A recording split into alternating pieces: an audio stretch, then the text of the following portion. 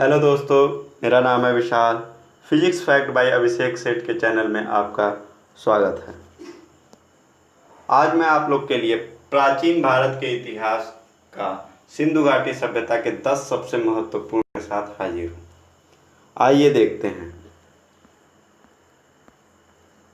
पहला प्रश्न है, हड़प्पा सभ्यता किस युग की सभ्यता थी? तो देखिए, मानव ने सर्वप्रथम तांबे धातु का उपयोग किया था। तो तांबे से ही बना एक धातु कांस्य है।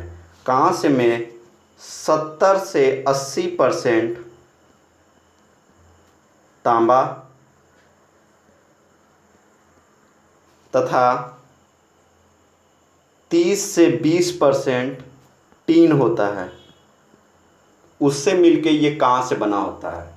कांस्य धातु का सर्वाधिक उपयोग हड़प्पा सभ्यता में किया गया था, इसलिए इसे कांस्य युगीन सभ्यता भी कहते हैं।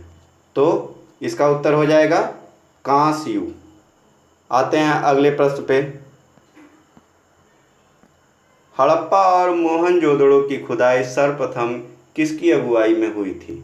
तो इसका उत्तर हो जाएगा सर जॉन मार्शल।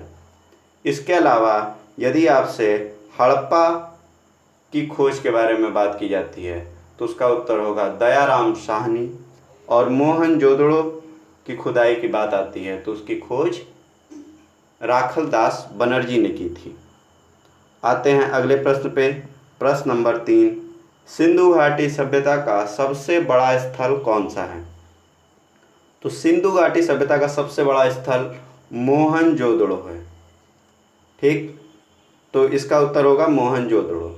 इसके अलावा यदि आपसे पूछता है कि भारत में स्थित सिंधु घाटी सभ्यता का सबसे बड़ा स्थल, तो भारत में स्थित सबसे बड़ा स्थल है आपका धोलावीरा। ठीक है, आते हैं अगले प्रश्न पे।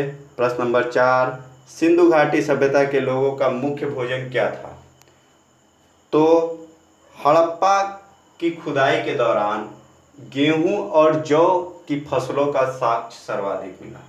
इससे यह सिद्ध होता है कि वहाँ के लोग मुख्य भोजन गेहूं और जौ को ही करते थे, इसलिए इसका उत्तर हो जाएगा पहला गेहूं और जौ। आते हैं अगले प्रश्न। प्रश्न नंबर 5, विशाल स्नानागार कहाँ से मिला था? तो ये मोस्ट इम्पॉर्टेंट प्रश्न है। विशाल स्नानागार मोहनजोदड़ो की खुदाई में प्राप्त हुआ है।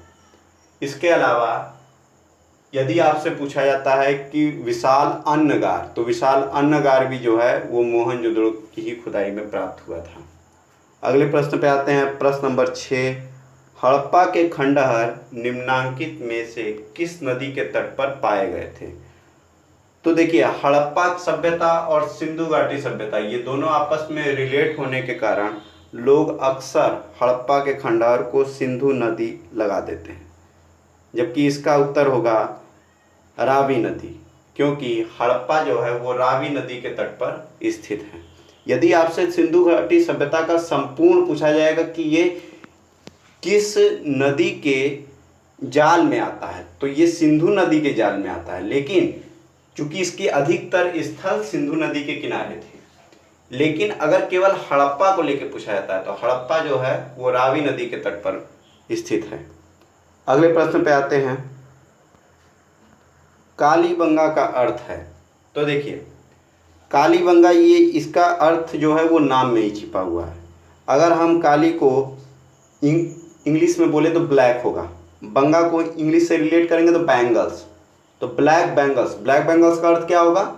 काले रंग की चूड़ियाँ। तो इसका उत्तर हो जाएगा अपने आप सेकंड, काले रंग की चूड़ियाँ। तो कालीबंगा का अर्थ है काले रंग की चूड़ियाँ। इससे एक और इसी से रिलेटेड प्रश्न है कि मृतकों की टीला किससे संबंधित है? तो मृतकों की टीला जो है वो मोहनजोदड़ो से संबंधित है। आते हैं अगले प्रश्न पे। प्रश्न नंबर 8, सिंधु घाटी सभ्यता में पवित्र पशु कौन था? तो सिंधु घाटी सभ्यता में जितनी भी खुदाइयाँ हुई हैं उसमें अधिकतर कुबड़ वाले बैल और श्रृंग युक्त पशु मिले हैं। तो ये इसका जो उत्तर होगा वो हो जाएगा पहला नंबर कभी कभी ये दोनों में से कोई एक ही ऑप्शन आते हैं, तो जो भी ऑप्शन आएंगे कुबड़ वाले बैल तथा श्रृंग युक्त पशु में से दोनों में से जो भी एक आएगा आप उसको उत्तर लगा देंगे। अगर दोनों आ जाते हैं तो वहाँ पे आप कुबड़ वाला बैल लगाएंगे, इसको ही प्राथमिकता देंगे। आते हैं अगले प्रश्न नंबर 9 पे। सिंधु घाटी की सभ्यता के लोग किसकी पूजा करते थे? तो सिंधु घाटी सभ्यता के लोग पशुपति की पूजा करते थे। ये जो पशुपति देव हैं इनका कुछ हद तक शिव जी से मिलता जुलता है, ठीक है। तो पशुपति शिव देव के से रिलेट करते हैं।